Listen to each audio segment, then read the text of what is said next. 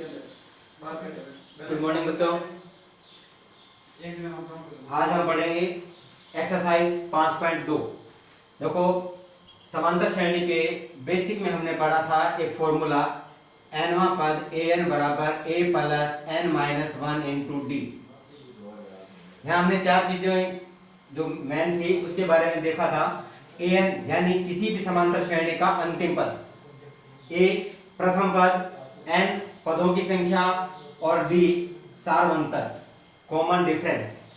देखो, इसी फॉर्मूले पर आधारित अब कुछ प्रश्न आएंगे। उससे पहले हम बता दें आपको कि जो n था वो किसी पद को व्यक्त करता है, जैसे 15वां पद a15, 28वां पद हो तो a28। ठीक है। और ये जो फॉर्मूला था ये किस तरह से काम करता था, तो कुछ क्वेश्चन हमने जब इसके किए थे स्टार्टिंग में बेसिक में, तो हमने देखा था कि जो मान यहाँ पर होता है उसका एक कम करके और डी से गुणा किया जाता है, यानी a प्लस 14d ये 15 पद का फॉर्मूला, और 28वें के लिए बन जाता है a प्लस इस 28 से एक कम करना यानी 27d। तो इस तरह से जो हम पद निकाल रहे थे तो कोई भी पद ज्ञात किया जा सकता है। अब यहाँ ध्यान देने वाली बात यह है कि हम समांतर श्रेणी का कोई भी पद ज्ञात करें तो हमें दो मान चाहिए, a और d, यानी प्रथम पद और दूसरा है सार्वअंतर। ये दो मान यदि हमें मिल जाते हैं तो हम दी गई समांतर श्रेणी का कोई भी पद ज्ञात कर सकते हैं। तो इसी फॉर्मूले पर आधारित एक्सरसाइज 5.2 के कुछ सवाल हैं जो हम अब ले रहे हैं। बस इस फॉर्मूले को ध्यान रखना है, इसी फॉर्मूले पर पूरी प्रश्नावली खत्म हो जाएगी 5.2। ठीक है। देखें पहला प्रश्न, ज्ञात कीजिए नंबर 1 समांतर श्रेणी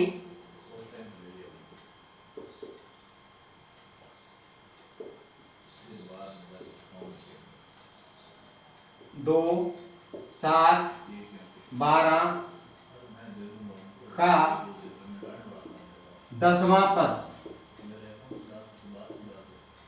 यानी इस दी गई समांतर श्रेणी का 10वां पद कौन सा होगा, यानी इसी क्रम में ये संख्याएं अगर आगे बढ़ती चली जाए तो 10वें पद का मान क्या होगा, ये हमें ज्ञात करना है।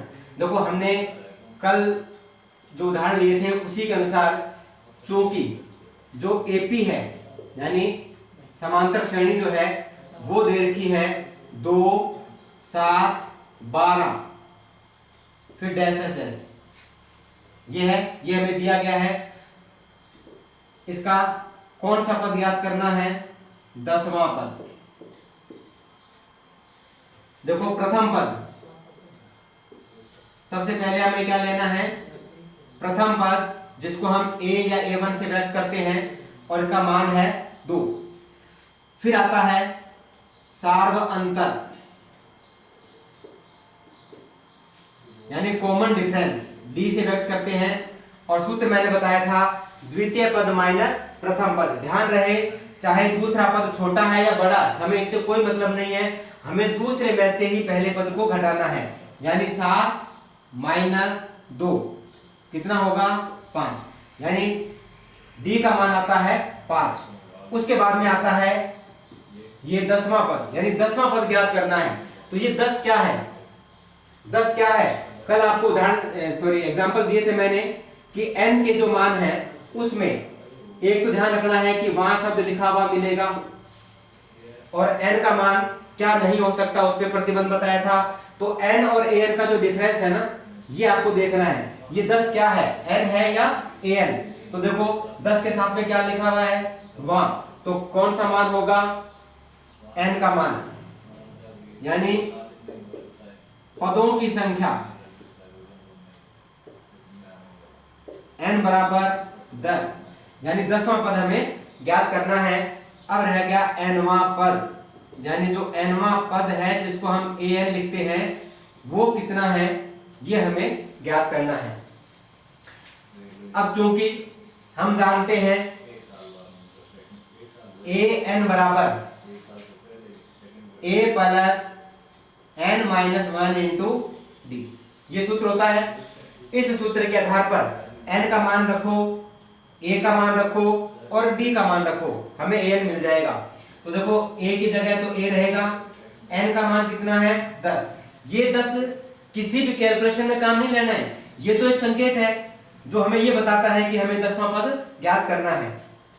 ए की जगह क्या आएगा 2 प्रथम पद, एन का मान है 10 माइनस 1 इंटू में डी का मान है 5,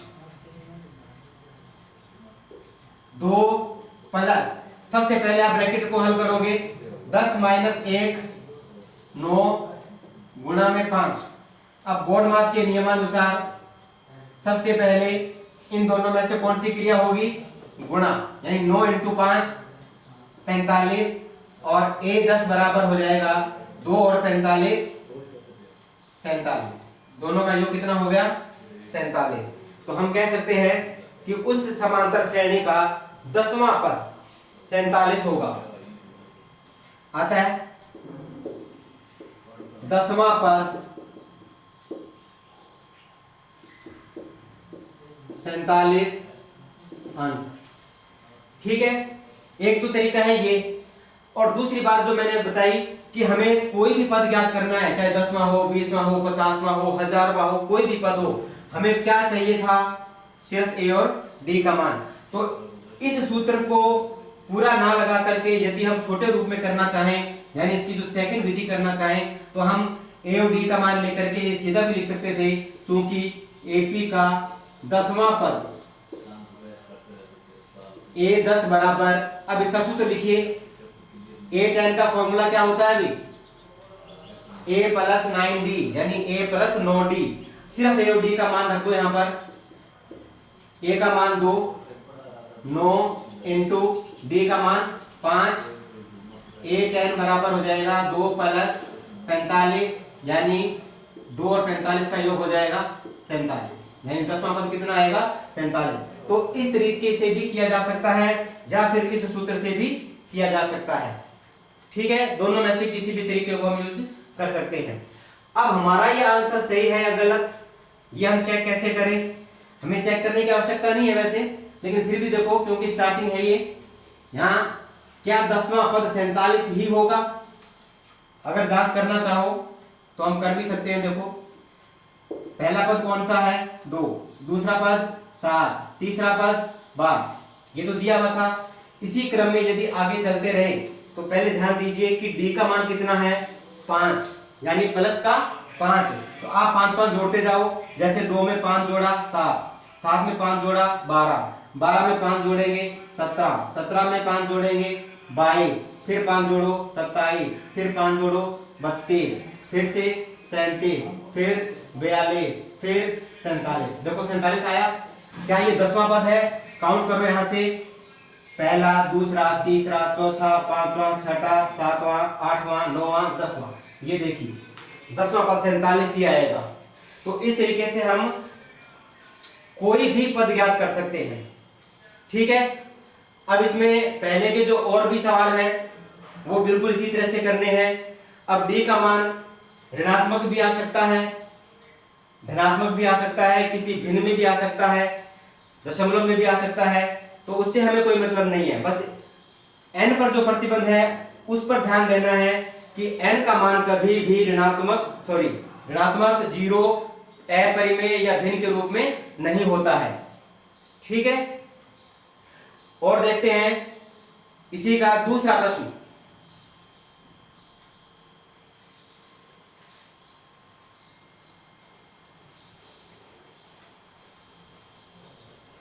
ये पहला प्रश्न ऐसा था जिसमें आगे लिखा गया कोई भी पद ज्ञात करना है, जैसे 10वां है या 18वां है या 50वां है, जो भी लिखा हुआ है वो ज्ञात करना है। और कोई भी पद ज्ञात करें तो हमें ए और डी ही चाहिए, इसके बिना हम कोई भी पद ज्ञात नहीं कर सकते। ये जो स्टार्टिंग में सवाल आ रहे हैं ना, ये ध्यान रहे आगे जहां भी हमें इसकी आवश्यकता पड़ेगी इसी विधि से हम ज्ञात करेंगे इनको। अब आता है दूसरा। दूसरे सवाल में है, हल कीजिए दूसरे का पहला, हल कीजिए समांतर श्रेणी 21, 18, 15, 21, 18, 15 फिर डॉट डॉट डॉट का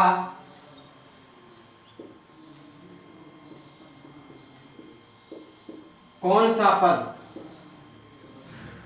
-81 है।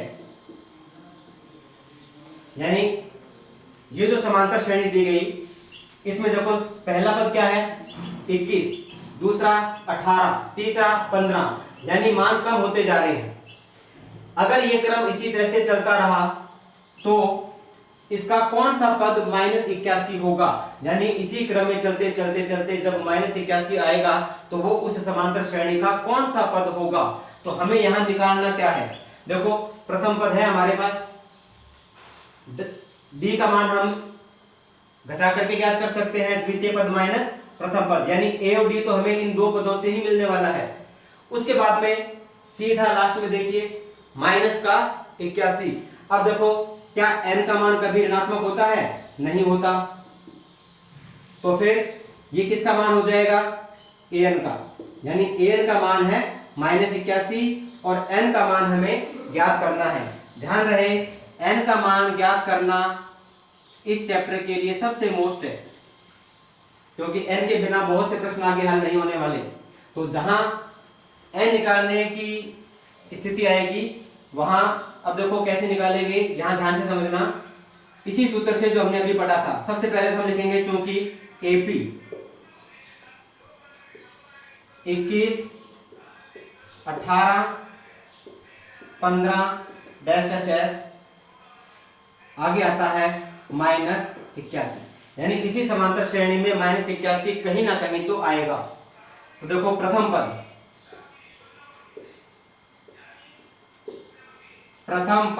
a बराबर 21, सार्व अंतर d बराबर द्वितीय पद माइनस प्रथम पद, यानी 18 - 21 बराबर -3, और फिर है nवां पद यानी अंतिम पद। nवां पद को क्या बोलते हैं, अंतिम पद, an या l, यानी nवां पद an या अंतिम पद l, इसका मान है -81 और ज्ञात क्या करना है, पदों की संख्या, n बराबर क्वेश्चन, ये चीज हमें ज्ञात करनी है। देखो an हमने सीखा पिछले प्रश्न में, n अब पढ़ रहे हैं, इसी सूत्र का प्रयोग करते हुए a और d भी ज्ञात किया जा सकता है। अब चूंकि हम जानते हैं an बराबर होता है a plus n minus 1 into d। अब यहां मान रखो तो an का मान कितना है -81, a का मान कितना है 21, प्लस n का मान कितना है ज्ञात करना है, d का मान कितना है इंटू में -3। देखो पिछले प्रश्न में हमने पढ़ा कि सबसे पहले ब्रैकेट को हल किया जाता है, परंतु यहां ब्रैकेट में n का मान नहीं है, इसलिए ब्रैकेट नहीं खुलेगा। अब ब्रैकेट नहीं खुलेगा तो इसको कैसे हल करेंगे, देखो इस n के साथ में जितनी भी संख्याएं हैं उनको हम दूसरे पक्ष में ले जाएंगे। तो सबसे पहले हम किसको लेके जाएंगे, -3 को,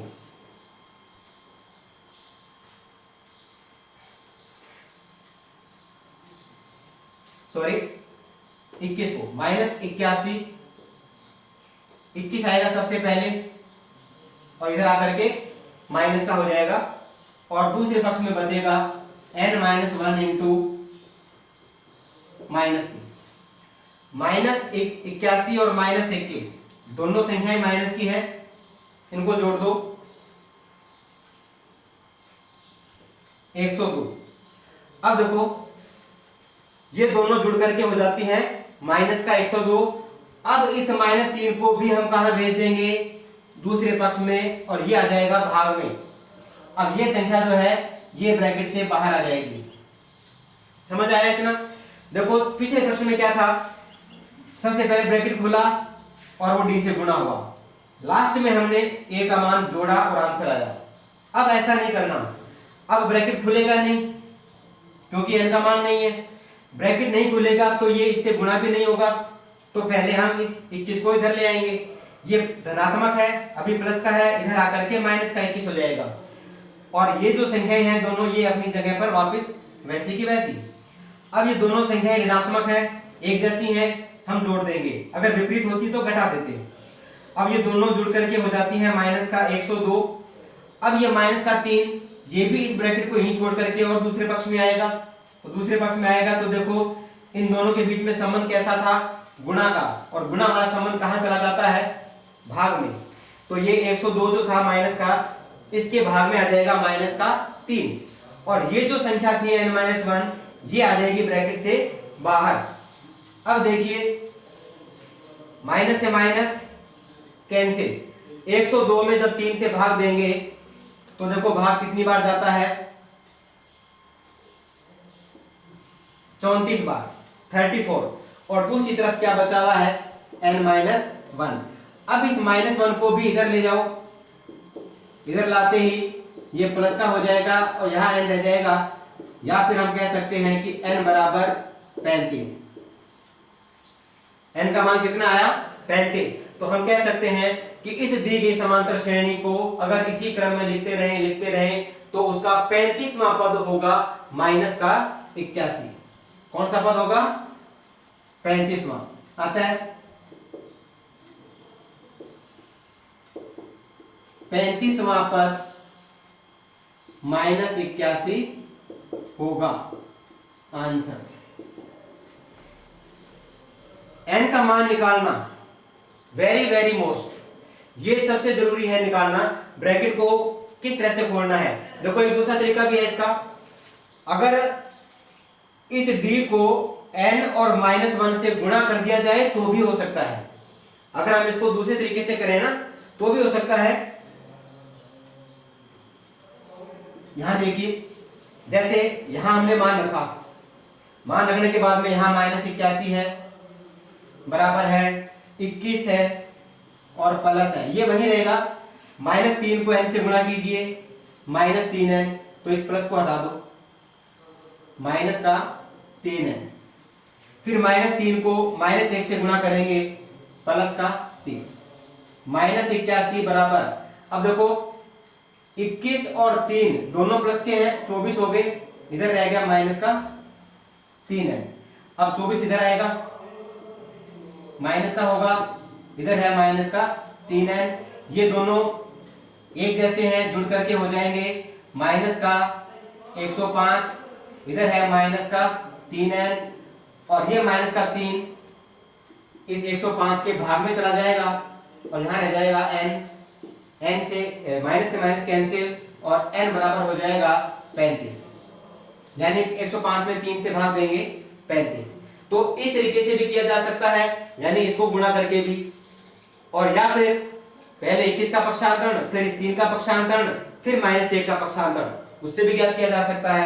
यानी दोनों में से किसी भी मेथड को आप यूज कर सकते हो। तो ये है n का मान ज्ञात करना। अब देखो इसी के अंदर हम एक एग्जांपल और लेते हैं जो थोड़ा सा इससे अलग भी है। तो मैं क्वेश्चन चेंज करता हूं यहां से,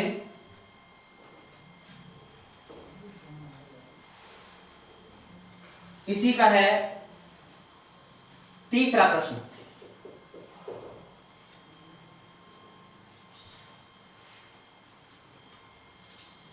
तीसरे प्रश्न में क्या दिया गया है, देखो,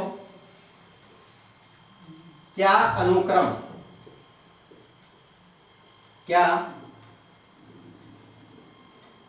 अनुक्रम 5, 11, 17, 23, 5, 11, 17, 23 ये क्रम अगर इसी तरह से चलता रहा तो क्या इसका कोई पद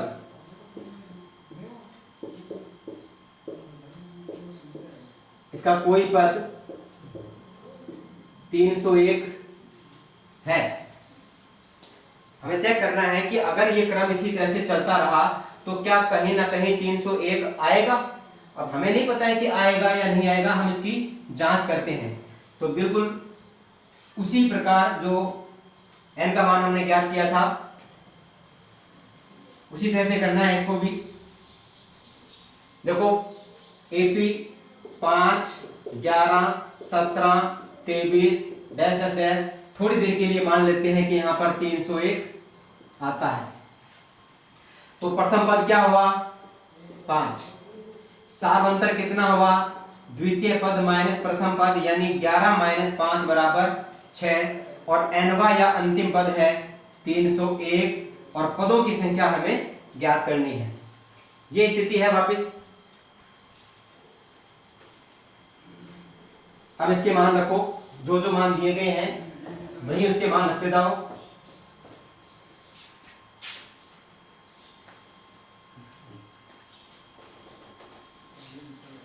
an का मान 301, a का मान 5, n का मान ज्ञात करना है और d का मान है 6। सबसे पहले हम 5 को इधर लाएंगे, 301 माइनस 5 n माइनस 1 इंटू 6। अब 301 में से 5 को घटाओ,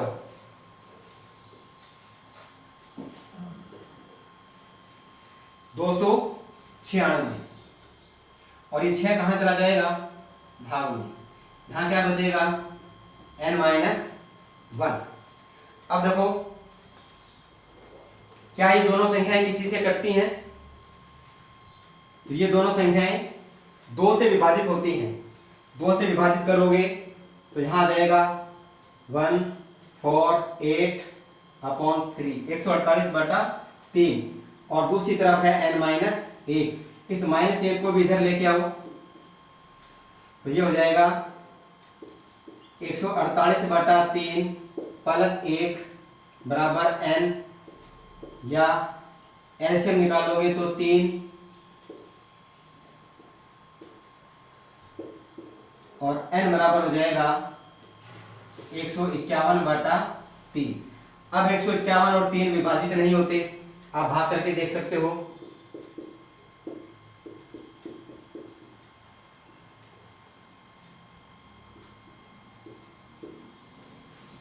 यानी 50 सही 1/3 ये आता है।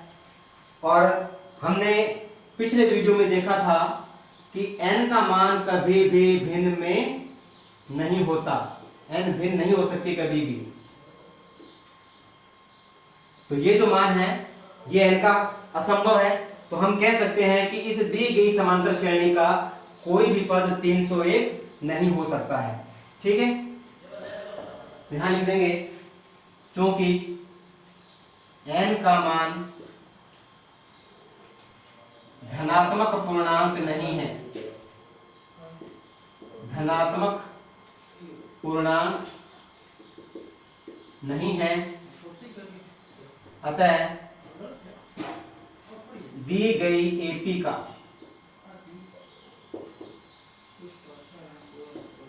का कोई पद 301 नहीं हो सकता है। आंसर ठीक है। तो इस तरह के सवाल आने के चांसेस कम हैं, ज्यादातर तो वही सवाल आएंगे जिसमें n का मान निकलता है मतलब पूरा धनात्मक पूर्णांक होगा, तो उसी से रिलेटेड सवाल आएंगे। बाकी ये तो जांच करने वाले हैं, पूछा है ना क्या अनुक्रम 5, 11, 17, 23 का कोई पद 301 है, तो वो हमसे पूछ रहे हैं कि क्या ऐसा हो सकता है।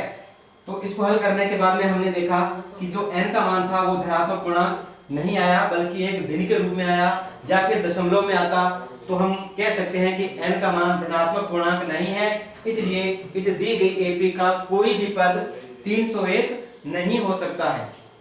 ठीक है। अब इसके बाद में और अलग तरह के जो सवाल आते हैं वो करेंगे हम नेक्स्ट क्लास के अंदर। तो आपको ध्यान देना है इस तरह के सवालों में जिसमें हम an या n या a या d ये जो चीज हम ज्ञात करते हैं इनमें से कोई मान निकालते हैं।